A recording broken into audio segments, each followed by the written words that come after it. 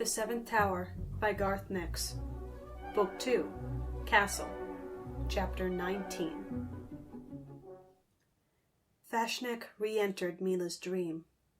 As he usually did in his prisoner's dreams, he made himself look like he had once been, before the accident that left him only half alive. It was only in others' dreams that Fashnek could bear to look at himself.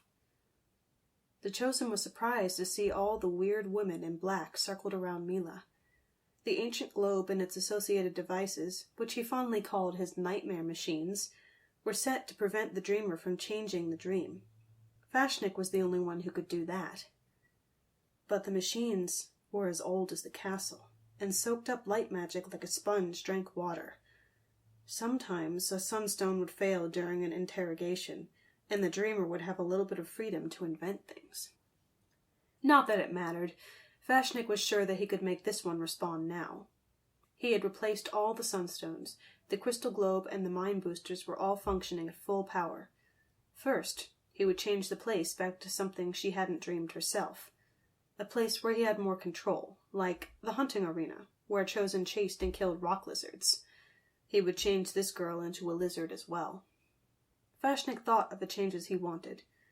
Transmitted by his spirit shadow to the nightmare machines, the changes should have been immediate. But they weren't. The ice flickered for a moment, and Fashnek briefly saw the bright green of the ferns and the red flash of a lizard's back.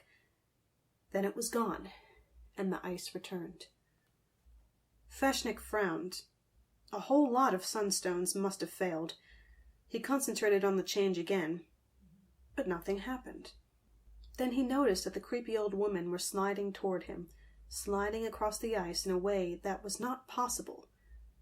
They were dream elements. They shouldn't be able to do anything without his permission. They were all staring at him, too. Staring with luminous eyes, eyes that were not merely reflecting the light from Fashnek's sunstones, or the one in the wreckage of the ship. "Back!" Fashnek ordered, speaking aloud to reinforce his mental command. But they still came on, closer and closer. Fashnek started to retreat, fear building inside him. This was all wrong. Prisoners came to the Hall of Nightmares to be made afraid by Fashnek. He controlled their dreams, not the other way around. The gliding women drew knives of bone. Fashnek shivered when he saw them. He tried desperately to order spirit shadows to come to his aid.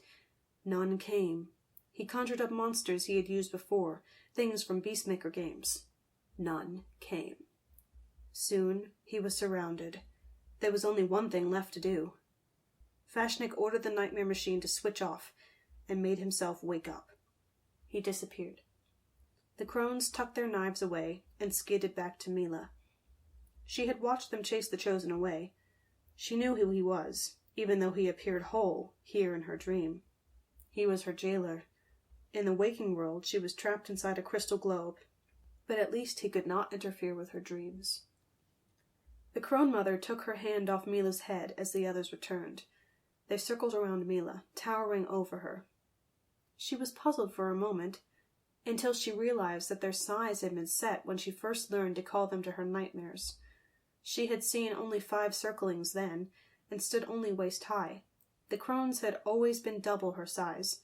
Now that she was grown, in her dream, they had grown too. The crones picked her up. They held her over their heads, supported on a forest of old arms. Then they bounced her up and down a few times, making her laugh. On the 3rd bounce, they threw her up into the dark sky with all the strength they could muster. Milla flew, tumbling over and over, laughing at the rush and giddiness. It was like falling up forever. Then there was a flash of light. Milla woke up. She was still trapped in the crystal globe. Multicolored beams of light were still focused on her, but now they were just light. They had lost their effect upon her. Fresh air breezed through the globe, unaccompanied by the sickly sweet scent. There was no sign of Fashnek. He had hurried off to report in person. He had to report that the boy Tal had not been lying. This girl truly was from outside the castle, and she had powers and allies that made Fashnek sweat and tremble as he lay at the feet of his master.